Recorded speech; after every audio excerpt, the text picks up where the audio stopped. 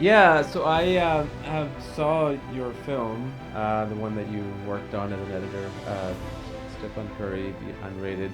I'll tell you before I get into anything else, just gonna give you my initial reaction. I'm not into basketball at all. Uh, right, I follow some other sports like NHL sometimes here and there, but not very severely. Cricket mostly, maybe tennis. Oh, cool. But but NBA or basketball is something other than my kids being in school's team. I have no interest of. So going into the film, I just knew about Stefan Curry. Other than that, I had no idea who he was, his history, and I totally dug into the film. Like my wife and I saw it, and we really got engrossed. I mean, she's a big NBA fan, but we really got hooked on, and it was really, really well done. So kudos to you. Oh, cool. Thank you. I appreciate that. It's always nice to hear from someone who's not a basketball person. Yeah, well, because there's that attachment, right, to the sport if you are into it, and I really appreciated the fact that I've seen I think 6 7 episodes of that series on Michael Jordan. I don't remember the name that came on Last Netflix. Dance. Last Dance. It was Yeah. that was great too. But what was so great about this one, and that's nothing to do with the story or the series of that, because this one focused on his roots and the amount of footage that you guys had access to in terms of his school. I mean, that really played for me a lot. Maybe it's because of the nostalgia that, when we were young, we used to do this and that. But it's hmm just that journey of getting to where you are as opposed to what we already see on TV, in news and something that's never been featured into that much depth. Yeah, yeah. Yeah. I mean, I totally agree. There's a lot of reasons why a film can end up sort of taking the shape that it does, and that was really the biggest thing, at least from my point of view. I mean, we had present day material that's in the film, but I always kept going back to the Davidson story. I mean, that was the heart of it anyway, but it always felt more interesting to me than the guy who's already on the mountaintop and has nothing left to prove. So, Right. Great. Um, we'll come back to the film. I would love to know your journey. What got you into filmmaking, whether it's narrative or documentaries, that's what you mostly do. Just kind of guide me through your path. We have an hour, so you can go into as much depth as you want. yeah, I, gosh, I mean, I was making films in high school. Um, Even going back into middle school, I think my brother was in a video class in like eighth grade or something, and I thought that looks so cool. I would love to do that too. And so I have a twin brother, so Hmm. same age, obviously. So we kind of played around with that stuff at home, and at some point in high school, I thought like, man, I really want to make a movie, but how do you make a movie that looks like a movie? Right, With no right. no resources. And this was like in the days of mini Can. DV was the thing, and digital was just starting to become Mm-hmm. kind of accessible to the average person. And so I thought, wow, if you made a documentary, you could sit somebody down who's really smart and interview them about a real topic and make something that's like plausible. Like somebody would actually watch it and think, this is a Mm-hmm. good story, or this is a real, this wasn't just made by a high school kid. Um, so I did that, and I did it all throughout high school. I made short films, and I did, some longer things just as a high school kid, and Sure. went to film school. And um, long story short, I made narrative films in college, and but I always came back to documentary as kind of the thing that interested me the most. And um, you know, editing sort of became the place that felt most comfortable to me. And so, yeah, I've been doing it for a while now. I worked my way up. I was assisting, and you know, uh, you know, I don't know how in depth you want to get on that stuff, but like, you know, when I talk to editors, it's always sort of like, how did you actually become an editor? If you were an assistant editor, all that kind of stuff. And Yeah. I mean, the reason I ask you is I'm in the film world too, and I meant started out doing I wanted to do narrative, but somehow I landed into the world of documentary, having done about 5 or 6 feature documentaries already. But the idea of, how you, like, I never, it's funny because, when you talked about transitioning into mini DV when you started, when I started, it was film crossing over to just digital, like it was 8 millimeters in the early 2000s. And I always thought I would be the director, which I am, but at the on course of doing that, camera work, editing, and I enjoy it, but sometimes it gets a little too much, Hmm. either way. But the reason I was asking you was because it fascinates me as a filmmaker. Everybody has a different journey, right? And even sometimes you do that editing job on your own film, but then to get onto a bigger film, you may have to downgrade yourself to assistant editor and then work your way back up. Just kind of guide me through that, like those kind of decisions that you had to make and not let your ego come in the way. Yeah, well, I mean, I think maybe a good example is this was like maybe 2011. I was working on a project. Uh, it was like the first feature job that I had sort of been on as an editor, and Sure. um, so I was pretty green at the time when it came to like doing a feature, and um, that was kind of a journey, and uh, went on for a year and a half plus, and it was challenging in all kinds of ways. And I didn't know what I didn't know and all that kind of stuff. But the film got finished, and went to South by Southwest, and people saw it, and it was, we felt good about it. And there wasn't an editing job in sight for me. I went back to assistant editing.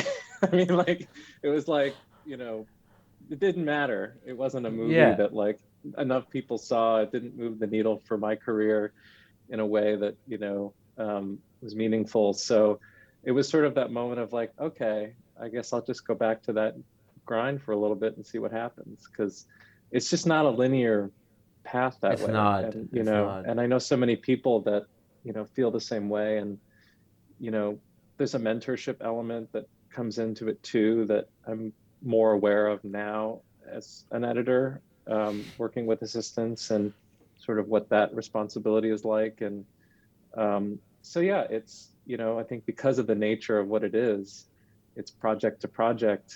Um, you just kind of have to hope that like a reputation takes hold in the minds of people you've never met, and that, you know, if that's the thing you want to do, that will hopefully get some traction at some point. Which for me it eventually did, but there was also kinds of luck involved. I mean, um, the film that eventually sort of did the most for me was this Norman Lear biography, that I worked on in 2015, and I was hired as an assistant, working with my now friend Annette CD, and she had to leave the project for some personal reasons, and so it was kind of like a luck meets Mm. opportunity means, you're thrown into the fire kind of thing. And Yeah. um, I think even somebody else had come on that project for maybe a month and ended up leaving it as well because it was just too much. And it was like, all right, well, I'm here. I'm going to finish it, and hopefully this doesn't tear me apart. Um, but we opened Sundance that year with that film, so it just worked out. That's that's so amazing, right? Like it's always the things that you think will give you a break, more than likely they never do, more than likely. And the projects that you are that's been turned on by two people, how the universe was trying to get you in there and create a path for you. I mean, I hear this all the time, but every time I hear it, it's just so fascinating that, every time I make a film, like, okay, this is it, this is the one, but Yeah, it gets to a certain point and it doesn't go to that beyond point. And I know it's like when you're least expecting something, that's when things happen in life, and it's so cool to hear totally. that, man. It's so cool to hear that. Yeah, and I I think, the common denominator is just that, you know, putting everything you have into what's in front of you, um, Yeah, and trying to control what you can that way. exactly. Because, even now, when I think about like, what am I going to do next? What's the next project I want to be a part of? Or what are people offering me? Or making these decisions about your future because, things are kind of a year at a time. Uh, it's like everything is just sort of best guess, and but once you, is this thing going to be worthwhile? Is this thing going to work out? Because the documentary, it's like you can be on something that seems like a good idea and it just falls apart, Yeah. So Yeah. so it's all kind of best guess, but it's in front of you and you're responsible for it, it's, you have to give it everything you've got, You and got. that's all you really can do. But I think it's also the attitude of all of us changes as we get older, right? Like, initially it's probably, I need to do a project that's going to give me a break, but then eventually, whether you get that break or not, that's besides the point, or whatever the definition of that is, you want to do something that clicks with you. I think that's the most important part, that speaks to you. Because if you're on a project that's not speaking to you, then you're not going to be able to do the best that you think you can, as opposed to the one that you were, feeling connected to for whatever personal reasons. Absolutely. And I feel very lucky to be able to make choices now. Yeah, uh, I can afford to say no to something if it doesn't speak to me. If you're 10 years ago, whatever, like or you're an assistant coming up, like you don't always have that luxury. And I No. totally appreciate that for uh, younger folks, or, people who just want to get a foot in the door doing the thing they want to do. And that's something that you also have to deal with when you're trying to find a path for yourself. And the hard thing can be like, if you do end up in a situation where this is kind of your only choice and you're not enjoying it, like what then? Does it Yeah. mean you don't like what you're doing? Does it mean it's the project? Is it the people? It's like hard to know because you just haven't, maybe you just don't have enough, uh, you know, in your bag to tell the difference, and that can be hard too. Um, but it's a journey, But what I will say though is like the best lesson that I have learned over the years is like, even if you're assisting or doing a lower sort of tier job in the Sure. process, or you're not directly involved in this, the circle of creativity, um, make sure that you're still leaving an impression on the people around you, that you Yeah. know what you're doing and that you're, you know, giving it as much as you can. That has always paid dividends for me. So Yeah, that's so true. And I think a lot of people, whether they're in their 20s or even 30s, maybe even some 40s, is one mistake that they make. It's important to have the technical know-how, obviously, the editing and the skill set that you need for whether you're doing a DaVinci, Premiere, or Avid. Um, but it's the work ethic. Like that's something that people completely undermine. I mean, I have seen people getting work who weren't that great in what they did, but their work ethic was a killer, and they moved forward. And because you can always learn skills, you can't learn work ethic as you grow older. Like it just kind of embeds with you. It's very tough to improve on that. I totally agree. And the people that I've loved working with the most were not the people, and who I'm friends with and want to work with again, like are the people that when I met them weren't like ace editors or ace assistants. It's because like I could tell on day one, like this person just had a mind for like, Yeah. they were driven to get better and they were committed to whatever it is they were doing on the day or the week. And I just so respect that. And it's such a, you know, thing. That's what I would have done. That's what I want the people that I'm working with to be like, uh, and it's unfortunately not always the case, but Yeah. it seems like a simple sort of cliche thing to say, but it is really important. I mean, It if is. you're, Yeah. and even if you like made it or had a break or whatever, it's like it's still important. You still have You to like.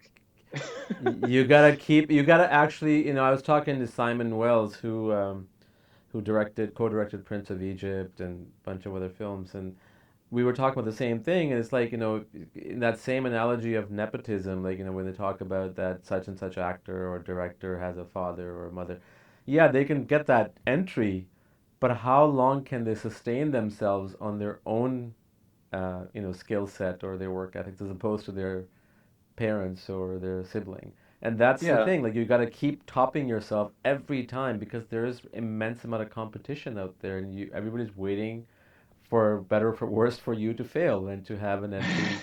Yeah, there's, and it's true though. Not in a negative way, but you know what I mean, right? Like people are I do know what you waiting. mean, and it can be hard.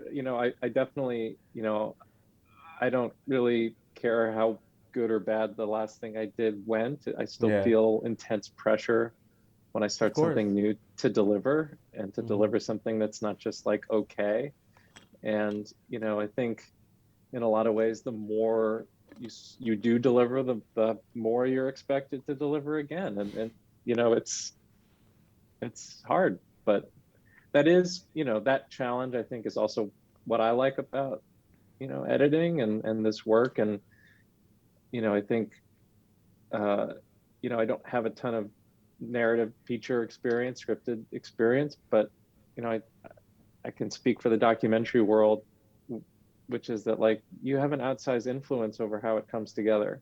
Yeah, And I think I know editors in the narrative scripted world that they have incredible influence too, and I'm not saying they don't, but there is no, I mean, people know there's no for script. sure. Like we're Yeah, starting from a blank canvas in so many ways, and things get reinvented, and you know multiple times. I mean, so it's a yeah, process. And um, so I like having that. It's a pressure, but it's also it's such an opportunity to help shape something, and yeah. it can be so thrilling when something comes together after however weeks, months of Years of yeah, or work. years Yeah. of total frustration. And it's incredible, right, that you're actually creating something. And I was having this conversation with my DP as well, is that we were talking about that how it's easy, for the lack of a better word, for people who do docs to go into narrative world versus the other way around. Because we are dealing with, like, when you're dealing with a real-time story like the one that you did on Steph Curry, it's the story is always evolving. It's not like you're making a documentary on Hitler or Stalin or somebody else, or any other particular historical topic where you have sort of figured it out. But when you have an ongoing story in real time, it's like you have like 10 different paths and you're constantly juggling things around to see where how you get to that destination at the end point. Totally, totally. And there's so many parts to it that are fascinating to me. I mean, it's like even if you are telling a past tense story that isn't evolving in real time, you still have to discover a You language do, like yeah, that works for that story. And it's a movie. It's not a textbook. It's not a PowerPoint. yeah, So there's all these opportunities to find, different ways to tell a story in an interesting way. Um, and I love all that. I mean, I think that's just part of the yeah. fun. It is. I of course, like for the archival stuff, like you do need that kind of voice. But what I meant by real time was it's always changing as you are. The director is still shooting, and oh, now we gotta do this because the story changed or pivoted. Totally, totally, Yeah. yeah. I mean, and that's its own thing. I mean, I did a series for Showtime a few years ago that was very much like that, where they had committed a series to Showtime. We're going to deliver this many episodes of the show, and they were like trying to like hunt down a con man, and they didn't know if they were going to get him. So it was like, and I had started cutting the series, and we didn't even know what was going to happen. We were like, this could Yeah. totally flop. Like it just, so, you know, it ended up being interesting, but that was not guaranteed. Well, for me personally, and maybe that will change in time, is that three of the films that I have directed, they've literally been, I had no idea where the hell is this gonna go. Like I had a wishful ending that a sister finds her sister who is in a camp in China, or somebody who's in a detention center tries to escape and meets their family. But I had no idea if that was actually going to happen, and it's scary as hell. But at the same time, it is amazing. I don't know how those two feelings go together, but not knowing what's going to happen. It's like you're part of the audience. You're kind of feeling it as it goes along. Yeah, but it's kind of magical too. I mean, it's high risk, high reward kind of Yeah. stuff. Very stressful, I know. And if I'm not the director. I'm I'm here to help deliver the movie, but it's like I think it's even more stressful when you're the director, and it's like you've got it all on the line there. I mean, how were you dealing with those situations when you found yourself in them?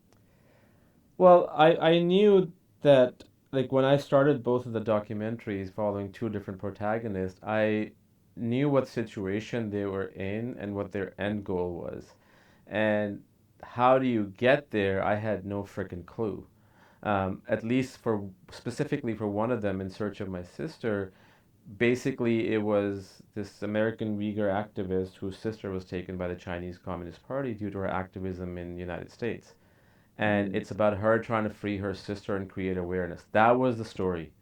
Now, how the hell do you get there? And we literally followed her in 13 countries. And, Wow. and Oh it my was just, gosh. and then COVID happened, and then we had to do stuff during COVID remotely, and it was insane, but at the same time, and it was tough mentally because both of them were very serious subjects. But at the same time, like I said, it was fun in the most weirdest way I should say this, but that it just kept me going. It kept me pushing to find that answer. And as an audience member, okay, is this gonna happen? Is this gonna happen? And like, one week would be like, oh crap, now we have to change this, we have to shift this. But it's just part of the process. Yeah, and I really think that, it's so great, I think, when you have those experiences as a filmmaker too, because, you know, from my point of view, um, if I'm coming into a project and I see a bunch of material and it's like if that was the experience you had in making it, shouldn't shouldn't that make its way into the essence of the story? If you're following something and you don't know how Yeah. it's going to end, like that that feeling should be there somewhere. Like there's no reason to pretend like we knew what was going to happen. It's That's part of the drama as Yeah. well in a lot of ways. And I think So it naturally comes into it because you are literally expressing yourself through an editor. mhm. But it just comes across because you just don't know how things are gonna pan out. But Yeah. yeah, no. And anyways, tell me about uh, your how did you get on board on this project on Stephen Curry, Underrated? Um, a little bit circuitously. It was kind of like a strange confluence of events. I was weirdly so I was approached by A24 about doing a project, not a specific project. And they had pitched me one thing that I wasn't that interested in. And then they were like, well, what about this basketball movie? And I was like, yes, please. I Are had you a just basketball fan or? very like casually. Okay, I played basketball when I was younger, and got it.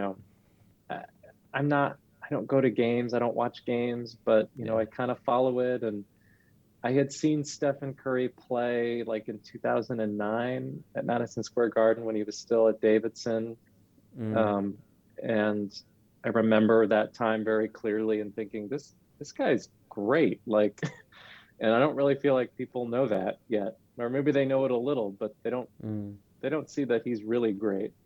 I remember feeling that way at the time, so that was sort of nostalgic for me.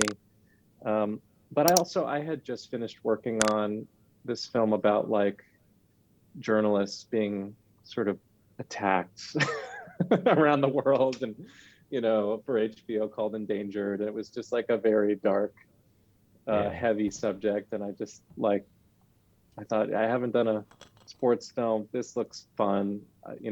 It ought to be fun. It ought to feel good, and it was all those things. So, but oddly, I had this very strange experience though because I didn't know Peter Nix before working on this. I had seen The Force and I knew of him, which is a great movie.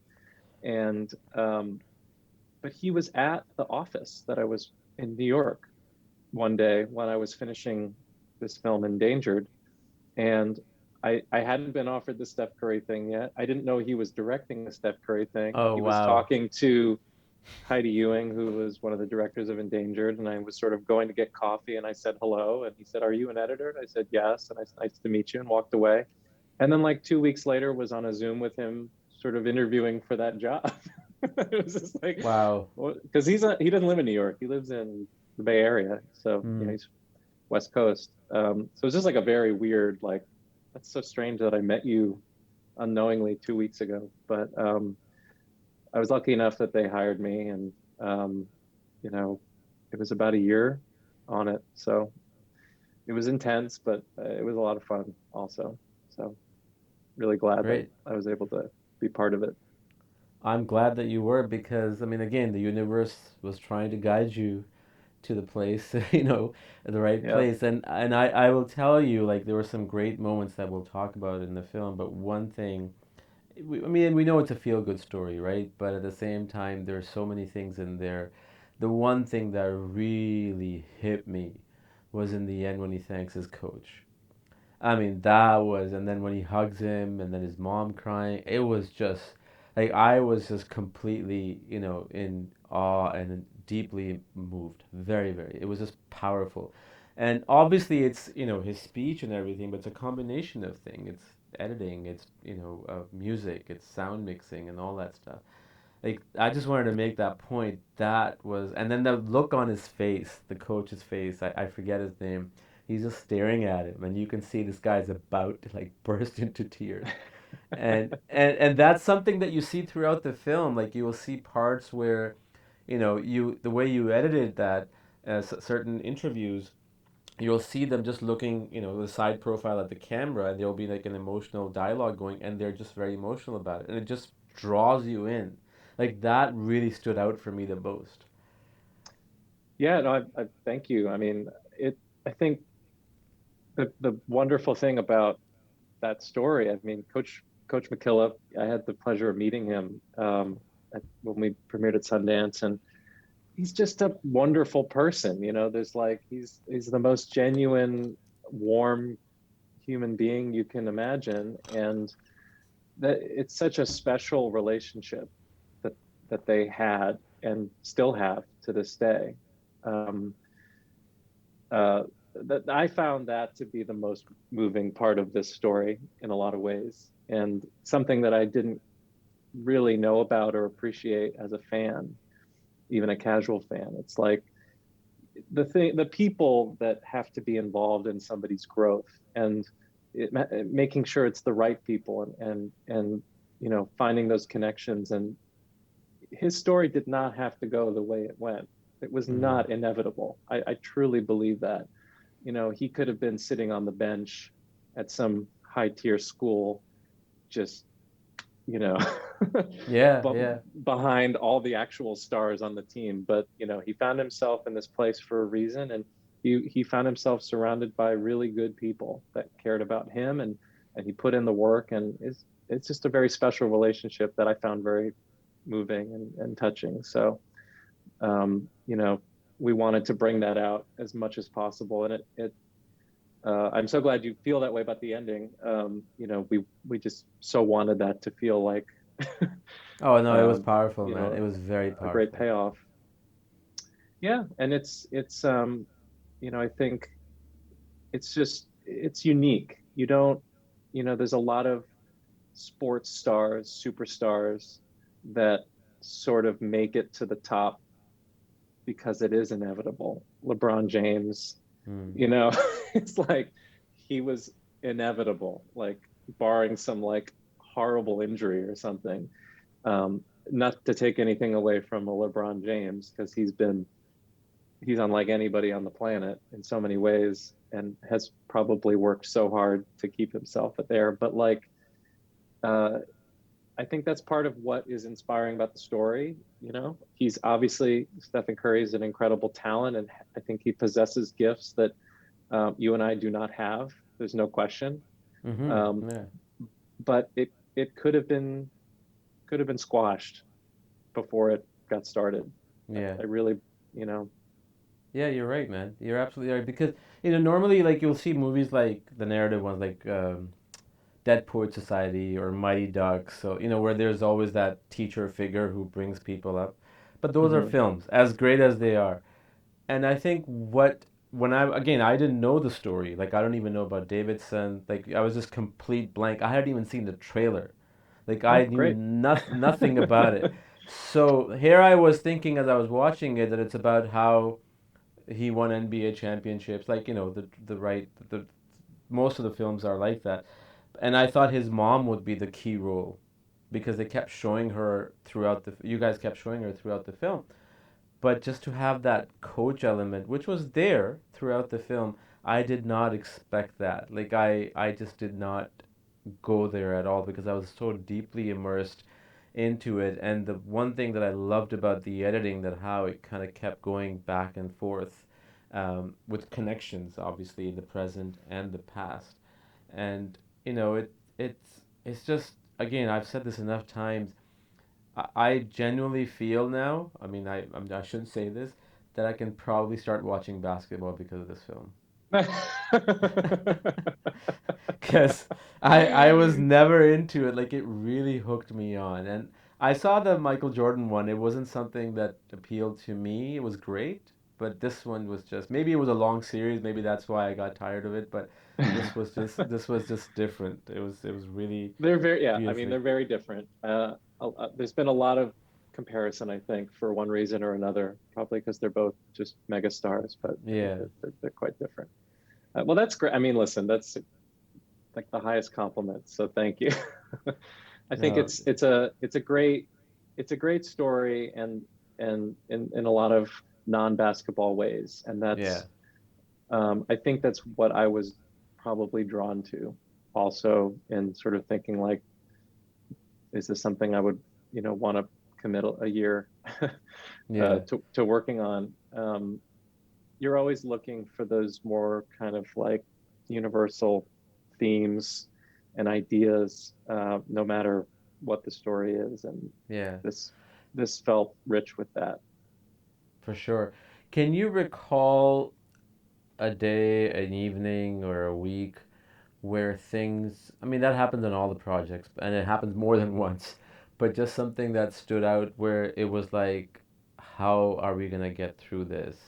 Um, and and maybe having, a disagreement with the director, or director having a disagreement with you, because at the end of the day, it's about the film, right? It's not about who's right and wrong, and we all disagree just to find the best result.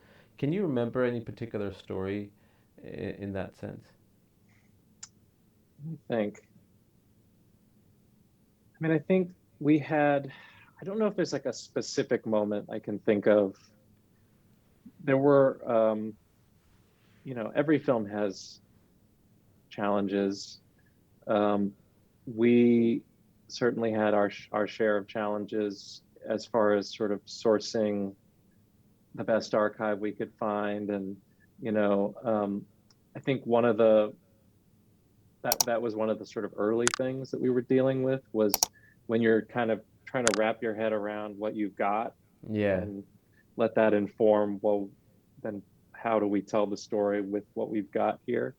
Because I spent like 7 weeks just watching material. I didn't cut anything for like Good for you. almost 2 months, which was, um, I thought at the time was a luxury.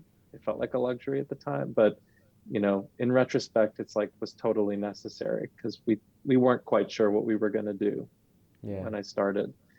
Um, but we ended up hiring a researcher to kind of do some deeper digging on things, to try and suss out a little bit more material from his college days, and that ended up yielding some really great results for us, and opened up some possibilities. There was one student in particular who was like a mega Curry fan at the time. Uh, was in his class, went to all the games, Mm. traveled to Detroit when they played in the tournament there. Um, and it turned out that she had a bunch of videos that we didn't have yet. And, there were some nuggets in there that I just loved. They just felt like, you know, it just brought a little bit more intimacy and authenticity to that time. there's one moment in particular where probably most people wouldn't really take note of it, but I just loved it. During the, I think it was the Wisconsin game. Mm. It's when they first go to Detroit and they're playing in this big football stadium, and it's just like this huge deal. And Right. we mostly just had broadcast footage and some photographs from a few people, but she had a video from the student section where they had bussed all the students out to come and watch the game, and his parents are walking up the stairs and they're like, "Hi, Mrs. Curry." Yeah. Yeah, and she waves them off. Yeah. And they're like, "Hi," because it was just like this little community. I mean, they that's how it was for them, and his mom Sonia talked about that with us at great length. It's just how special that community was to her. And it was a small community. It was this big national story at the time that this school was in, the Sweet 16. But like at its heart, it was like all these students being bussed out to Detroit and Curry's parents being like, "Hi, everybody," like. So I just love that, and I just, without little things like that, it's like it Yeah, becomes a much staler for telling, sure. I think. So No, we no, tried you're to right. eke out all we could with that kind of stuff. You're absolutely right because that's one of the things I love too is like, you can watch a basketball game on TV, period. But just I don't know where you got the LeBron James reaction from and his mom and his dad and like those things and then plus one that you mentioned where the students, wave hi Mrs. Curry. Like those things make the those scenes so much powerful. Other than that, it's just watching a sports game. Like, it's not the same Exactly. thing. Exactly. Yeah, I mean, and that was the challenge with that material is, you know, making those feel like scenes and not just highlight reels, and to the best Yeah. that we can. And um, finding, you know, stories within those scenes to help kind of like make it feel a little bit more special, because it sort of is what it is on some level. It's like these comeback stories in those particular, and there's four games and they all have to feel different, and Yeah. two of them are very similar because they're like these big comebacks. um, but like, I think another good example, which we didn't even have in the movie for a long time, we kind of added it at a pretty late stage, was this story about when they were really losing badly to in the second round, Oh, right. um, It was like something like to Georgetown. Um, 68 to 57 or something the score was at a yeah, later I mean, time. they were down by like 17 points. It was really bad. They were just kind of getting laughed out of the gym, and they took a timeout, and the coach was laughing and like, and clapping, and he was like, and they were all sort of confused, but he like genuinely believed they had a run in them, and that was his tact, but I just like that story, and it's like a nice Yeah. moment that you wouldn't know that story just from watching the highlights or from the broadcast. You would only kind of get that from the players, and so Yeah. that was something that we eventually put in because we felt it Beautiful. was good. No, for absolutely, man. And if there was one thing that you can recall, whether you're a director, an editor, even a cinematographer, set designer, whatever kind of project you work on, there's always going to be a personal element of your journey, your own life, that is somehow going to get in there or you feel related to. Like, was there a moment in the film where you, while you were working on it, that felt like, okay, this is me. This is me. This is my story, or close to something that I've experienced. Not necessarily in basketball, just that overcoming things and struggling and fighting. It could be in your career or in high school. Yeah, I mean, not in any direct way, because I think that, his journey is, sort of unique.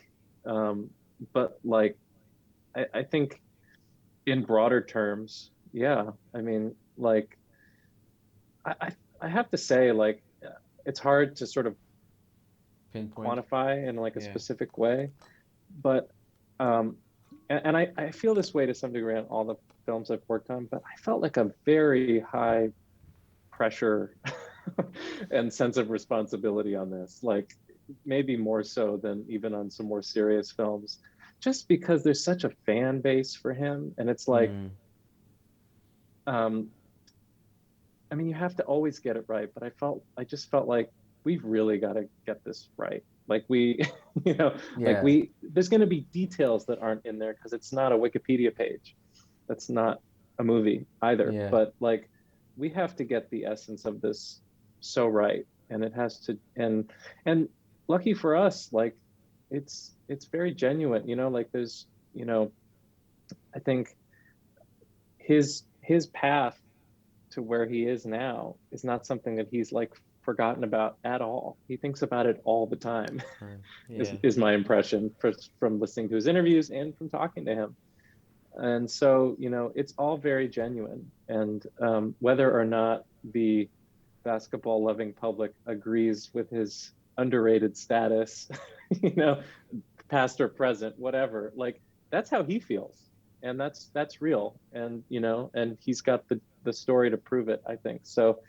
Um, we kept coming back to that and just, we have to find that essence and hold on to it, as yeah, as strongly as possible. yeah. And and camera. When you're on camera, you can figure out if somebody is faking it or real. And he seems like a very genuine and humble guy. And I think his parents kind of kept him grounded, and so did his coach. Nothing to take away from his own personality. I'm just speaking from what I saw, Yeah. and his journey about getting that degree, paralleling to winning um, at Davidson, was just so beautiful. Like the way you guys did the parallels, and how it kind of in a very it's not that you guys forced it because that's what he was doing, promotes how important education is, and Yeah. Yeah, a for lot of sure. these NBA players, NHL players are, most of them I would say, are not graduates of universities or colleges, and they've just kind of gone beyond high school. So that was a It's really pretty good rare. message. Yeah, Yeah, that it's was a pretty really good rare that message. somebody would go back and get their degree. I know there's been a few other basketball players, like pretty famous ones, that have done that over the years. In fact, I think Chris Paul, who's now on the Warriors, did that pretty soon, got his degree from Wake Forest pretty soon after Curry did. But it's rare. I mean, and he did that, he did it for his mom. That's what I was gonna I say. It's think probably his first it mom. Yeah. is clear, he didn't say that. He wasn't explicit about it to us, but it's clear as day. I mean, it's like his Yeah. mom is such an important, force in his life. Both of his parents are, but like his mom's an educator. She's a Montessori teacher. Yeah. She, this was so, so important to her. And so even if it was something because he didn't need to do this, like there's Yeah. nothing he gets more than what he has by getting a degree from Yeah. Davidson. They put his number up in the rafters, which is nice because they don't do that unless you're a graduate at Davidson. But so that's cool. But yeah, I mean, it was for his mom, and I think it's also, coming back to like his relationship with the coach. Um, his whole draft story about making the decision to leave when he did. He didn't want to leave. I mean, he would have stayed the 4 years. He loved being there. He loved Yeah. McKillop. He loved his teammates. He loved the experience. Like his, he wasn't like these guys who are, I'm going to go to college for 1 year just so I can get drafted. Like he wanted to stay, and I think it was just so overwhelming. Like he was he was going to get drafted really high. Like he had to go, basically. It would have been really stupid not to. But I think if he could have had it his way, he might have played 1 more year and just, Yeah. graduated.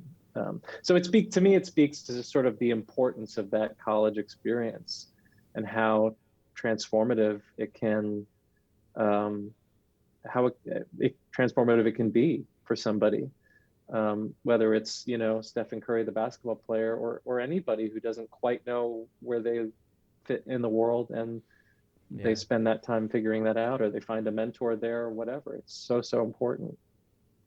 I also think, aside from, I mean, I'm just guessing this.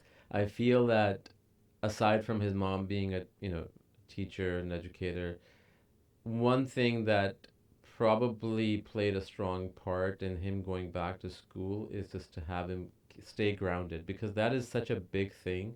You know, when you're at that level of where he is or other celebrities or NBA or NHL players, sometimes, we're humans. We tend to skid a little. And I think that kind of keeps him grounded, that, he went back to school and he got education even though he had all the money and all the things that he wanted in the world at his fingertips. Totally, totally. And I think that, um, I can't speak for him at all, and it's not something I can relate to really, Yeah. but I would imagine that it's pretty hard. Like, no one wants to hear like a really rich, successful person complain about their life, but I imagine that it is hard to stay grounded when you Of are course. Yeah. at the level that he's at. He's, uh, he's like, well, so when he graduated, when he had his graduation uh, thing, which was a ceremony they made just for him. Mm. It was like a one person graduation that they had 5,000 people attend. Um, but he held some practices on campus. He was there for a few days. We were filming with him, and it's like he's the president. I mean, it's just like you can't live normally. You can't just walk around, even going back to your school. Yeah. Like it's just everybody wants a piece of you and wants to watch you, and so I think it's impossible, I think, to avoid that. But so I don't. I would love to pick his brain more about sort of how he deals with that, and that the sort of fame part of his life was something that we talked a lot about, and how that would fit into this story. Um, and unfortunately, well, for better or worse, it kind of fell away because of the fact that we were kind of really focused on the Davidson story. It was really more about the past than the present. Yeah. Um, but I think as far as his present, yeah, I imagine it's.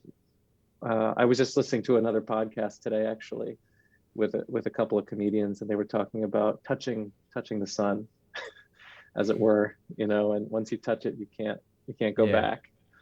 Yeah. So I think he's probably touched the sun. Yeah.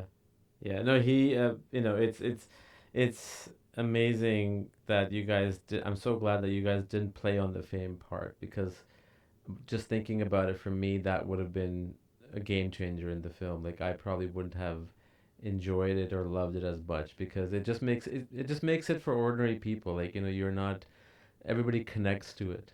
And when you bring in that celebritaryism, which is great, there's nothing wrong with it. I think ordinary people, they just can't connect at a very deep level. So I'm glad that you guys stuck with that. Yeah, I mean, I also think that like it's a super interesting theme, and it has played itself out in so many stories, Yeah. and it sort of felt, to us at least, um, almost a little bit generic as it applied to this story, and it really wasn't the Sure. most interesting thing that we had at our fingertips. So, Right. Perfect. What's next for you now? Anything on the pipeline, or? yeah, I mean, oddly, I finished working on this in December, so I was able to take a little bit of time off, and I've been on another project now for a few months. So, um, Great. yeah, it's maybe four You months don't. into it. Yeah, you don't have to talk about it if you don't want to. That's fine. I don't think it's a secret. I just I don't know if I'm how much I'm supposed to say about it or not. So It's fine. I'll Don't I worry won't I about it. won't I won't get into it. But it's something for HBO, and Great. so should hopefully you know be be be in the can in the next couple of months, I think. Good. So yeah. Fantastic, man. That's good. So you must be really, really busy and peak time. So thank you so much for taking the time to chat. Yeah, no, absolutely. Again, I appreciate the invite. So, whenever I have conversations with people about anything film related, editing, whatever, whether it's for like a podcast or something else, I always say like, I could talk about this stuff all day. It's Yeah, just I know, I know. It's so endlessly funny. fascinating to me. It's so funny you say that because like when I do these podcasts or I'm sitting down and having a lunch with somebody in the industry, I just don't want it to end, because but at the same time we all have things to do and life is waiting for us. But it's great. It's been great and thank you so much for doing a terrifically dynamic job on this film. Not just you, obviously the entire team. And I'm gonna we started watching with our kids, but our kids were in a different mindset at that moment. But I'm gonna push them to watch this because they're both in basketball teams and didn't want to watch it, which was kind of weird. But I'm gonna make sure they watch it because it's a big message for everybody, for kids, adults, young Yeah. people. It's an amazing film. Thank you so much. Cool. Well, thank you. It's Let's great to chat chat. more when you have done the HBO project and when it's out. Maybe we can chat about that. Absolutely. I'd love to. Perfect. Thanks, man. Appreciate your time. Thank you. All right. Have a good one. Take Take care. care. Bye bye. Bye. I hope you enjoyed this episode. Thank you so much for watching and listening. Don't forget to subscribe, like, share, and comment. And do come back for another episode. Until then, have a great day.